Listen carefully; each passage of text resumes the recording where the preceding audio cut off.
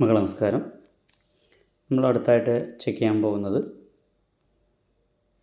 കാൻഡസെറ്റ് എന്ന കൺസെപ്റ്റിനെ കുറിച്ചാണ്. എന്താണ് കാൻഡസെറ്റ്? നമ്മൾ കഴിഞ്ഞ സെമസ്റ്ററിൽ കാൻഡസെറ്റ് എന്ന കൺസെപ്റ്റിനെ കുറിച്ച് പഠിച്ചിട്ടുണ്ട്. അത് ക്ലോസ് ഇൻ്റർവൽ 0 ഒരു സബ്സെറ്റ് ആയിരിക്കുമെന്ന് നമുക്കറിയാം. ഓക്കെ, അപ്പോൾ അതിൻ്റെ കൺസ്ട്രക്ഷൻ പ്രൊസീജിയർ എങ്ങനെയാണ് വരുന്നത്, അതിൻ്റെ പ്രത്യേകതകൾ എന്തെല്ലാമാണ് ഈ വീഡിയോയിൽ നമ്മൾ വെരിഫൈ ചെയ്യാൻ പോകുന്നത്.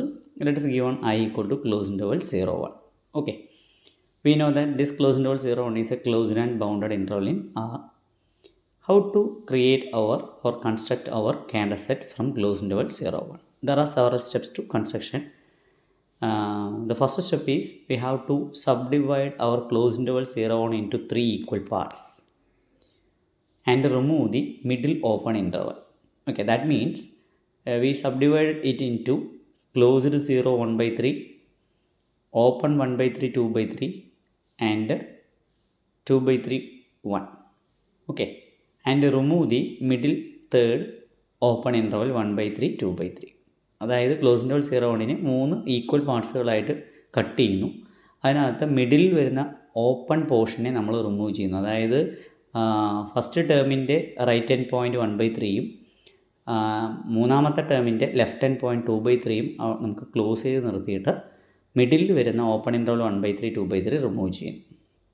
ഓക്കെ, ഇനി നമ്മൾ സെക്കൻഡ് സ്റ്റെപ്പിൽ എന്ന് പറയുന്നത് ഇപ്പോൾ C1ൽ കിട്ടിയിട്ടുള്ള C1 equal to close interval 0, 1 by 3 union close interval 2 by 3, 1 എന്ന് പറയുന്ന ഇൻ്റർവലിനെ നമ്മൾ കഴിഞ്ഞ തൊട്ട് മുകളിലെ അതേ പ്രൊസീജിയർ പ്രകാരം ഓരോ ഇൻ്റർവലുകളെയും 3 ഈക്വൽ പാർട്സ് ആയിട്ട് ഡിവൈഡ് ചെയ്ത് മിഡിൽ ഓപ്പൺ ഇൻ്റർവൽ റിമൂവ് ചെയ്യും.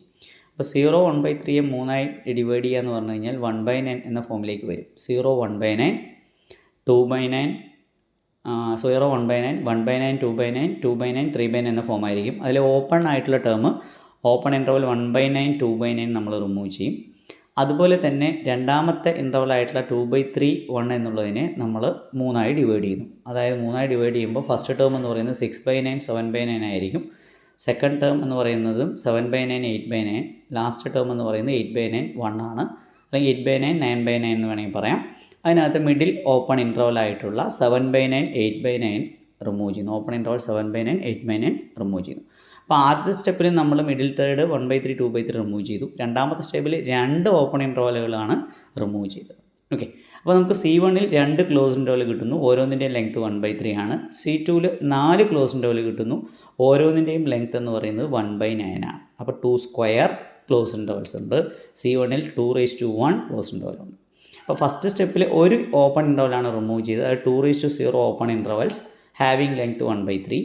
സെക്കൻഡ് സ്റ്റേജിൽ നമ്മൾ റിമൂവ് ചെയ്തത് 2 ഓപ്പൺ ഇൻ്റർവൽസ് ആണ്.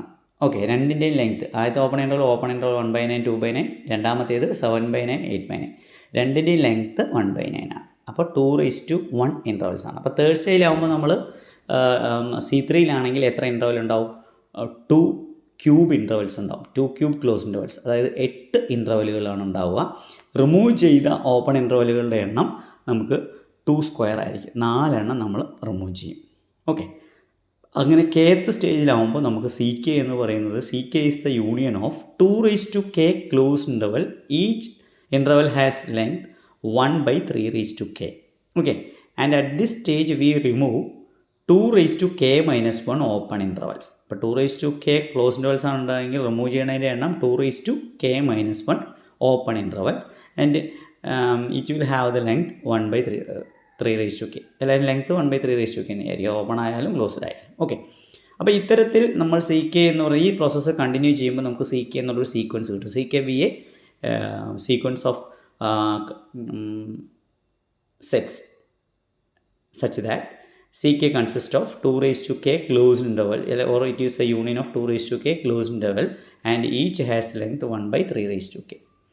Okay, then our candidate can be defined in terms as the intersection of this CK. That means the candidate C equal to intersection over K equal to 1 to infinity CK.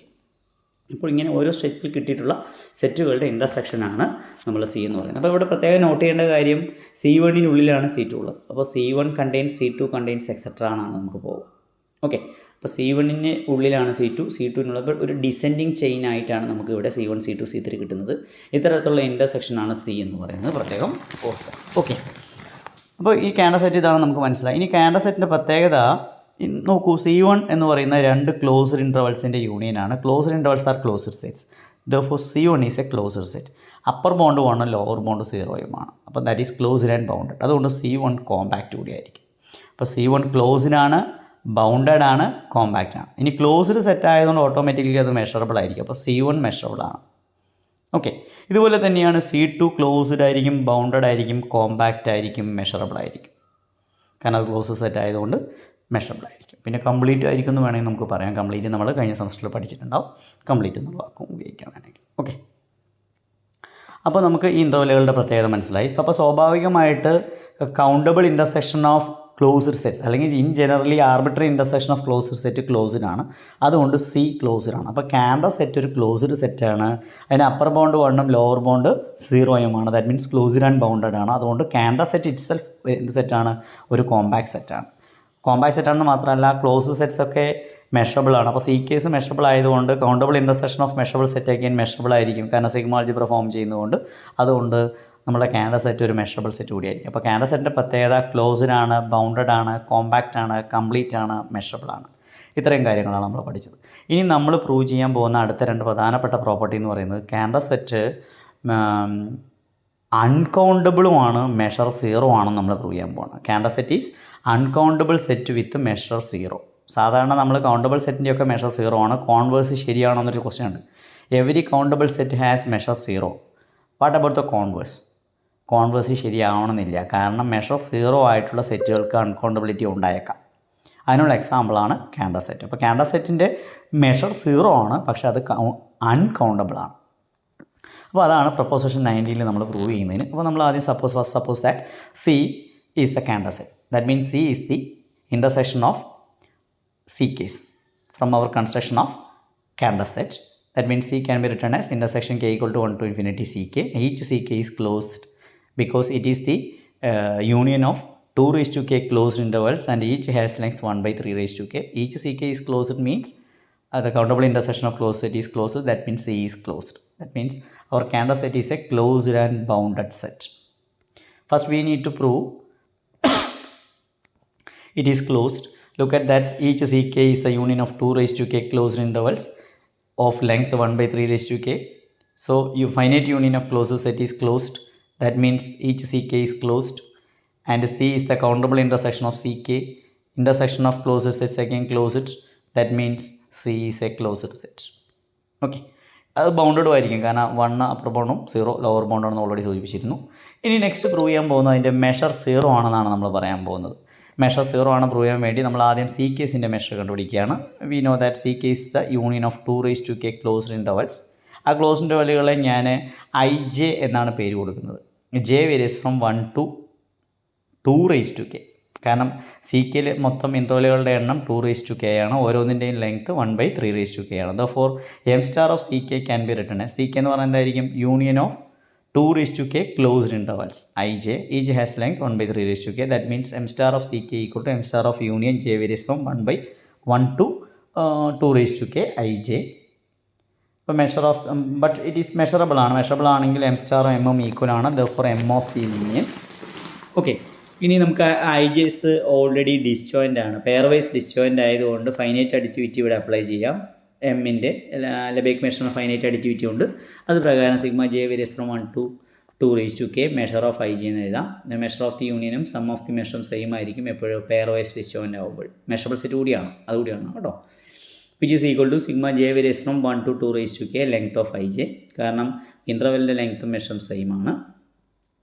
That's is equal to sigma J varies from 1 to 2 raised to K 1 by 3 raised to K. അപ്പോൾ മൊത്തം ഇൻ്റർവെല്ലുകളുടെ എണ്ണം 2 raised to K ആണ്. ഓരോന്നിനും length 1 by 3 raised to K ആണ്. That means that summation is equal to 2 raised to K into 1 by 3 raised to K. ദാറ്റ് is 2 by 3 whole raised to K. അപ്പോൾ നമുക്ക് CKയുടെ measure കിട്ടിയിരിക്കുന്നു 2 by 3 whole raised to K. Okay, അപ്പോൾ measure of CK equal to 2 by 3 raised to K for every K. Okay, ഇനി CKസിൻ്റെ പ്രത്യേകത അത് descending ചെയിനാണ്. അപ്പോൾ C1 contains C2 contains etcetera. അത് കുറഞ്ഞു വരികയാണ്. ഇനി C1ൻ്റെ മെഷർ നോക്കാം. മെഷർ ഓഫ് C1 എന്ന് പറഞ്ഞു കഴിഞ്ഞാൽ 2 by 3 ഹോൾ raised to 1 ആണ്. That is 2 by 3. That is finite. അപ്പോൾ നമുക്കൊരു descending sequence of measurable sets കിട്ടി. അതിൻ്റെ ഫസ്റ്റ് വണ്ണിൻ്റെ മെഷർ ഫൈനൈറ്റ് ആണ്. അങ്ങനെയാണെങ്കിൽ theorem 15 second part continuity of Lebesgue മെഷറിലെ ഇൻ്റർസെക്ഷനിൽ എന്ത് സംഭവിക്കും? Measure of C equal to measure of the intersection. Measure of the ഇൻ്റർസെക്ഷനും ലിമിറ്റ് ഓഫ് ദി മെഷറും സെയിം ആയിരിക്കും എന്നാണ് ആ തിയറം പറയുന്നത്. That means limit K tends to infinity measure of C K, that is limit K tends to infinity 2/3 whole raise to K which is equal to 0. കാരണം 2/3 എന്ന് പറയുന്നത് 0-നും 1-നും ഇടയിലുള്ള നമ്പറാണ്. 0-നും 1 0 less than r less than 1 ആണെങ്കിൽ r raise to n tends to 0, അല്ലെങ്കിൽ 0 less than b less than 1 ആണെങ്കിൽ b raise to n tends to 0 as n tends to infinity നിങ്ങൾ പഠിച്ചിട്ടുണ്ട്. 0-നും 1-നും ഇടയിലുള്ള വാല്യൂസിൻ്റെ പവർ കൂടുമ്പോൾ വാല്യൂ കുറയും എന്നുള്ള ആ കൺസെപ്റ്റ് അപ്ലൈ ചെയ്തുകൊണ്ടാണ് നമ്മളിത് പ്രൂവ് ചെയ്യുന്നത്. Okay, for the measure of the Cantor set എന്ന് പറയുന്നത് 0 ആയി മാറുന്നു. Measure of C equal to 0.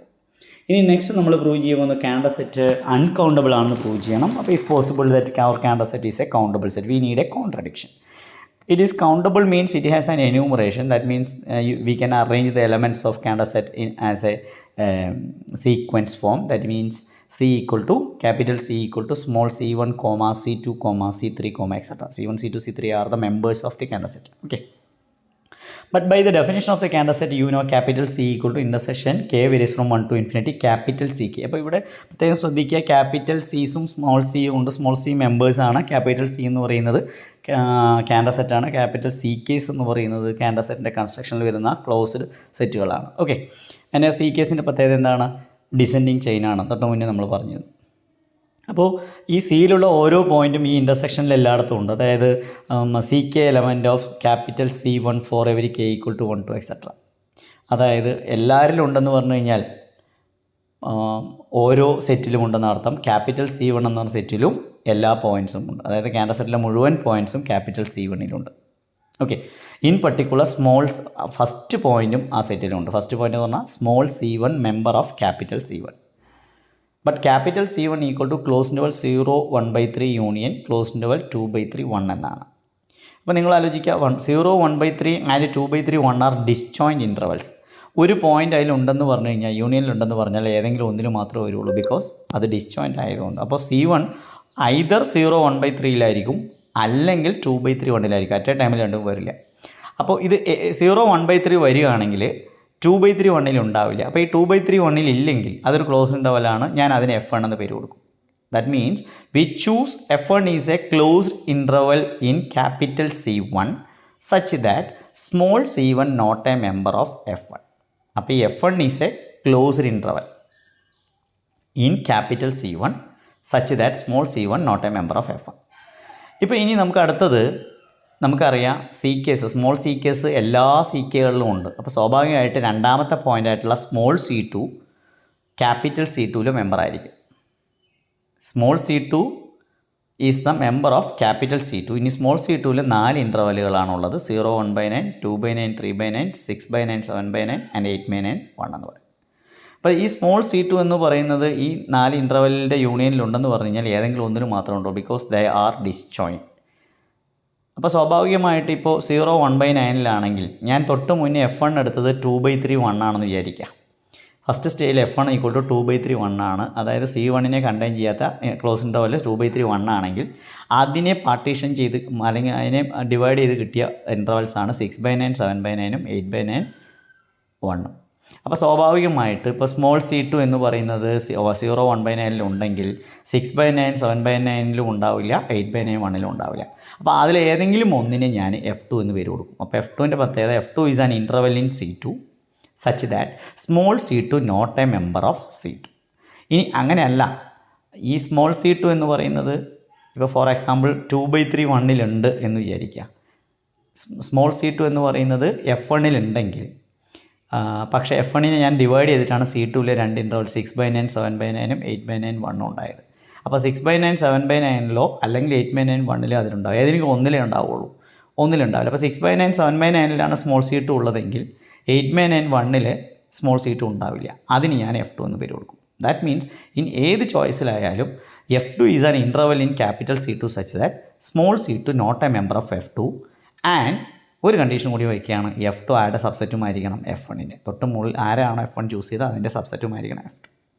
അപ്പോൾ continue like this we get a sequence of closed intervals Fk satisfies the condition that ഒന്നാമത്തെ condition F K plus 1 is a subset of F K, തൊട്ട് മുകളിൽ അതിൻ്റെ subset ആയിരിക്കും.